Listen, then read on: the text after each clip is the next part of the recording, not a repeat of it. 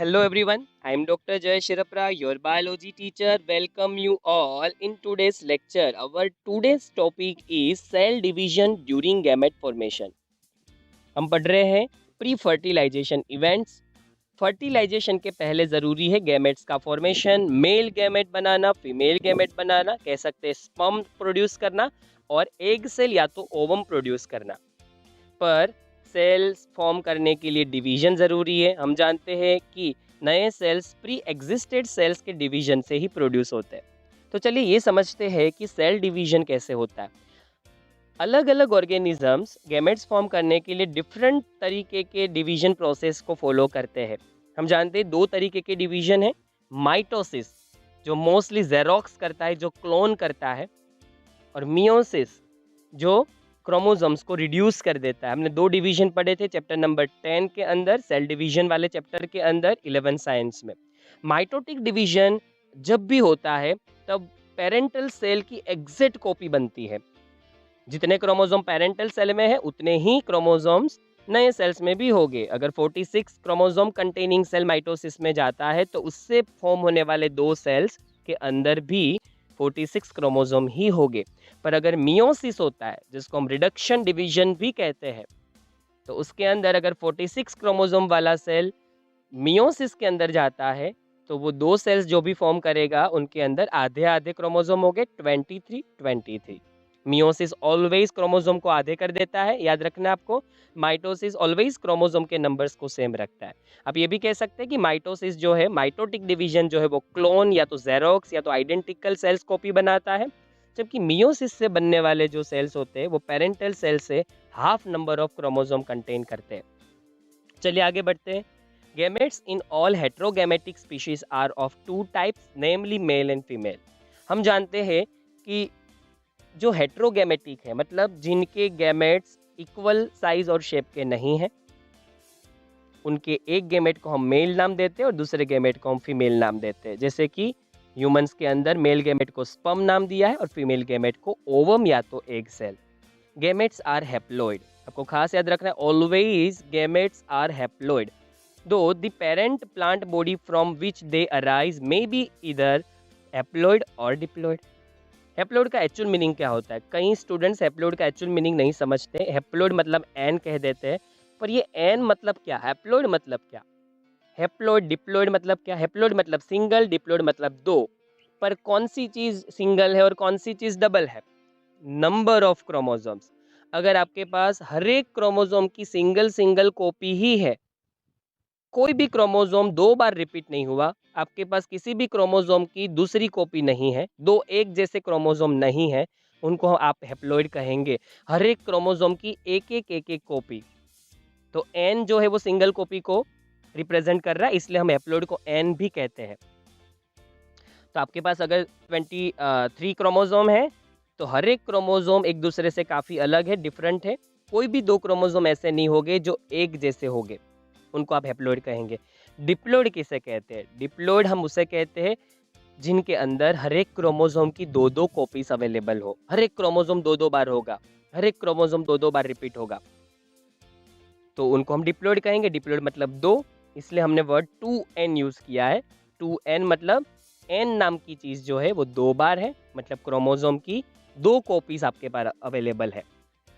तो ये तो फिक्स है कि हर एक ऑर्गेनिज्म, चाहे वो फंगस हो, चाहे वो एल्गी हो, या प्लांट्स हो, या ह्यूमंस, चिंपांजी, मैमल्स ले लो आप, जेलीफिश ले लो, कोई भी आप ले लो ऑर्गेनिज्म, कोई भी किंगडम से जो सेक्सुअल रिप्रोडक्शन के साथ जुड़ा हुआ है, वो जब भी गैमेट्स फॉर्म करता है तो वो हैप्लॉइड गैमेट्स ही होते हैं।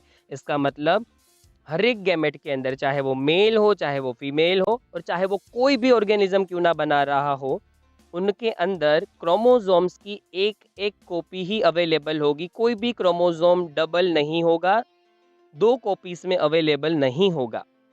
हाँ, ये हम जरूर कह सकते हैं कि वो ऑर्गेनिजम्स हैप्लॉइड हो सकते हैं या तो डिप्लॉइड, उनके गैमेट्स कंपलसरी हैप्लॉइड होंगे, पर ऑर्गेनिजम्स कुछ हैप्लॉइड होते हैं, कुछ ऑर्गेनिजम्स डिप्लॉइड भी होते हैं। हम उसके बारे में नेक्स्ट स्लाइड के अंदर पढ़ने वाले हैं। A haploid parent produces gametes by mitotic division. आपको खास याद रखना है, जो पेरेंट्स हैप्लॉइड है, मतलब ऐसे पेरेंट्स जिनके अंदर बॉडी में जो भी सेल्स होते हैं, जो सेल्स से उनके बॉडी बनी हुई है, वो बॉडी के हर एक सेल के अंदर क्रोमोसोम्स की सिंगल सिंगल कॉपी है। मान लो एक ऑर्गेनिज्म है जिनके अंदर हर एक सेल के अंदर 13 क्रोमोसोम की कॉपी है। हर एक क्रोमोसोम सिंगल सिंगल है, किसी की 2 कॉपीज नहीं अवेलेबल, इसलिए हमने उस ऑर्गेनिज्म को हैप्लॉइड कहा। और आपको उससे फॉर्म करना है गैमेट। वो अब गैमेट बनाने की शुरुआत कर रहे हैं, वो रिप्रोडक्टिव फेज में आ चुका है। तो जो n है उसको आधा कैसे करोगे? n/2 पॉसिबल ही नहीं है, 13 का आधा बिल्कुल नहीं हो सकता। अब ये थोड़ी हो सकता है कि आपने 6.5 डिवाइड किया, ये पॉसिबल नहीं है। तो ऐसे केसेस के अंदर इनके पास एक ही रास्ता बच जाता है, जो है माइटोसिस। एकदम जेरोक्स ही बना लेना। एटलीस्ट आपको हर एक क्रोमोसोम की एक एक कॉपी तो चाहिए ही ना, आधी आधी कॉपी का क्या करोगे? एक एक कॉपी तो मिनिमम रिक्वायरमेंट है। और ये पेरेंटल बॉडी है, उनके सारे सेल्स में एक एक क्रोमोसोम की ही कॉपी है, दो दो है ही नहीं। तो बस आपको फिर आधा करने की जरूरत ही नहीं। अगर पेरेंटल बॉडी में एक एक कॉपी है, आपको भी एक एक कॉपी ही चाहिए गैमेट्स के अंदर। और हम जानते हैं सिमिलर चीजें फॉर्म करने के लिए, क्लोन बनाने के लिए, जेरोक्स बनाने के लिए क्या करना पड़ेगा? Mitotic division. इसीलिए हैप्लॉइड पेरेंट्स माइटोटिक डिवीजन करते हैं। आप फिगर में भी देख सकते हैं, मैंने आपको पूरी प्रोसेस शो करके रखी है, किस तरीके से हैप्लॉइड और डिप्लॉइड ऑर्गेनिजम्स प्रोसीजर करते हैं। डिप्लॉइड कंडीशन कब आती है हैप्लॉइड ऑर्गेनिजम्स के अंदर, वो मैंने फिगर में शो करके रखा। और आपको इसकी नेसेसिटी बिल्कुल नहीं है, एक्स्ट्रा है। A diploid parent produces gametes by reduction division. क्यों? जैसे हमारी बात कर लेते हैं ह्यूमंस, हमारी बॉडी के हर एक सेल्स के अंदर 46 क्रोमोसोम है, मतलब कि हर एक क्रोमोसोम की दो दो कॉपी। हमारे पास टोटल 23 क्रोमोसोम्स है, पर हर एक क्रोमोसोम दो दो कॉपी में है, इसलिए 46 क्रोमोसोम हो गए। पर हमें तो गैमेट्स में सिंगल सिंगल क्रोमोसोम ही चाहिए, क्योंकि हम कहते हैं gametes are always haploid. Gametes के अंदर ऑलवेज क्रोमोसोम की सिंगल सिंगल कॉपी ही होती है, पर हमारे पास तो हर एक सेल में हर एक क्रोमोसोम की डबल डबल कॉपीज है। तो हमें उनको अलग अलग करना पड़ेगा। जो 2 कॉपीज हैं, तो जब ऐसा डिवीजन हम करेंगे जिसमें एक कॉपी जो क्रोमोसोम की वो एक सेल में आ जाएगी, दूसरी कॉपी दूसरे सेल में, तो हमें आधा आधा करना पड़ेगा, जिससे क्या हो जाए 46 क्रोमोसोम है, जिसमें 23 क्रोमोसोम्स दो दो बार है। तो हम क्या करेंगे, 46 में से 23 क्रोमोसोम एक सेल में लेकर रख देंगे और बाकी के बचे 23 दूसरे के अंदर। इसलिए जो भी 2 सेल्स फॉर्म हो गए, उनके अंदर हर एक क्रोमोसोम की एक एक कॉपी आ जाएगी। इसलिए हमें करना क्या है, 2 कॉपीज क्रोमोसोम की है, उसकी एक कॉपी बनानी है। तो जो 2 से 1 करता है, जो आधा करता है क्रोमोसोम का नंबर, जो कम करता है नंबर ऑफ क्रोमोसोम्स, इसका मतलब रिडक्शन करता है नंबर ऑफ क्रोमोसोम में, ऐसे डिवीजन को मियोसिस कहते हैं। यही रीज़न है कि डिप्लॉइड पेरेंट्स जो है वो मियोसिस फॉलो करते हैं जब वो गैमेट्स फॉर्म करते हैं। तो आपको खास याद रखना है ये। अगर ये सारी चीज़ें नहीं समझ आ रही, ऊपर से जा रही है, तो आप एक चीज़ बहुत सिंपली याद रख सकते हैं, हैप्लॉइड जो पेरेंट्स है वो माइटोटिक डिवीजन करके बनाएंगे गैमेट्स, और डिप्लॉइड जो पेरेंट्स है वो मियोसिस करके बनाएंगे गैमेट्स। चलिए अब देखते हैं कुछ कॉमन एग्जांपल्स हैप्लॉइड ऑर्गेनिजम्स के और डिप्लॉइड ऑर्गेनिजम्स के। हैप्लॉइड का मीनिंग आप सब समझ चुके हैं। हैप्लॉइड का मतलब हर एक सेल के अंदर, ये जो ऑर्गेनिजम्स के नाम लिख रखे हैं उनकी बॉडी में जो भी सेल्स होंगे, जितने भी सेल्स होंगे, वो हर एक सेल के अंदर क्रोमोसोम्स की एक एक कॉपी अवेलेबल होगी। कोई भी क्रोमोसोम की 2 कॉपीज अवेलेबल नहीं होगी, वो 2 बार रिपीट नहीं होगा। हर एक क्रोमोसोम एक एक कॉपी में ही अवेलेबल होगा सेल के अंदर। मोनेरा मतलब सारे bacteria, fungus, algae and bryophytes, ये हैप्लॉइड ऑर्गेनिज्म है। आप याद रखिए कि लिविंग वर्ल्ड के अंदर सबसे प्रिमिटिव और बेसिक ऑर्गेनिजम्स जो भी बने थे वो हैप्लॉइड ही बने थे। उनके बाद डिप्लॉइड ऑर्गेनिजम्स फॉर्म होना शुरू हो गए। डिप्लॉइड ऑर्गेनिजम्स इसलिए फॉर्म होना शुरू हुए क्योंकि इनके अंदर आधे क्रोमोसोम हमें मेल से मिलते थे और आधे क्रोमोसोम हमें फीमेल पार्टनर से मिलते थे, इसलिए हर एक क्रोमोसोम की 2 कॉपीज हो जाती थी। जैसे आप देखिए, हमें 23 क्रोमोसोम मिलते हैं मदर से और 23 क्रोमोसोम हमें स्पर्म के जरिए मिलते हैं फादर से। तो हमारे पास 46 क्रोमोसोम हो जाते हैं। हमारे हर एक सेल के अंदर बॉडी में 46 क्रोमोसोम होते हैं। तो 46 क्रोमोसोम हमारे पास क्यों आ गए? क्योंकि हमें मेल मतलब हमारे फादर से 23 मिले और जबकि 23 क्रोमोसोम्स हमें मदर से मिले। इसलिए हर एक क्रोमोसोम की दो कॉपीज हमारे पास हो गई, तो हमारे पास 23 पेयर बन गई 46 क्रोमोसोम में से। इसलिए हम डिप्लॉयड ऑर्गेनिज्म है। तो कौन कौन से ऑर्गेनिज्म डिप्लॉयड है? टेरिडोफाइट्स, जिम्नोस्पर्म, एंजियोस्पर्म, ये तीनों प्लांट्स के अंदर आते हैं। हमने पूरा थर्ड चैप्टर 11 साइंस में इसके ऊपर पढ़ा था। And human being.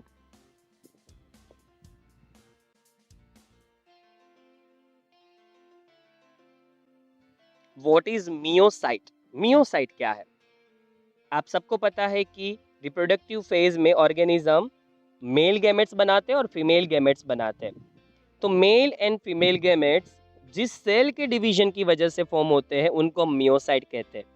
हम कह सकते हैं कि स्पर्म सेल और ओवम सेल है उसका पेरेंट सेल या तो मदर सेल, जिसके डिवीजन की वजह से स्पर्म प्रोड्यूस हुआ या तो फिर ओवम प्रोड्यूस हुआ। Gamete mother cell undergo meiosis in diploid organism termed as myocyte। Sperm and ovum बनाने वाले इस सेल को मियोसाइट क्यों नाम दिया? हम गैमेट मदर सेल भी तो कह सकते थे, ये भी नाम उसका है। गैमेट का मदर सेल मतलब जिसने गैमेट को प्रोड्यूस किया, जिसने स्पर्म को प्रोड्यूस किया, जिसने ओवम को प्रोड्यूस किया। पर इसको मियोसाइट नाम क्यों दिया? साइट मतलब सेल और मियो वर्ड मियोसिस से आया, क्योंकि हम जानते हैं कि जो ऑर्गेनिज्म डिप्लॉयड होते हैं वो मियोसिस नाम का डिवीजन करने के बाद ही गैमेट्स फॉर्म करते हैं। तो मियोसिस प्रोसीजर में जाते हैं ये सेल, इसलिए मियोसिस से मियो ले लिया और सेल से साइट ले लिया। At the end of meiosis only one set of chromosomes मतलब कि n gets incorporated into each gametes. हम जानते हैं ऑलवेज गैमेट्स हैप्लॉइड ही होते हैं, हैप्लॉइड होते हैं गैमेट्स। गैमेट्स के अंदर क्रोमोसोम्स के एक एक नंबर ही होते हैं, कोई भी क्रोमोसोम दो बार रिपीट नहीं होता। इसलिए मियोसिस होने के बाद क्या होगा? हमारे पास तो दो कॉपीज थी क्योंकि हम डिप्लॉयड हैं, तो हमने दो कॉपीज थी, उनमें से पूरा एक सेट था, पूरी एक कॉपी वाला सेट था हर एक क्रोमोसोम का, पहला क्रोमोसोम, दूसरा, तीसरा।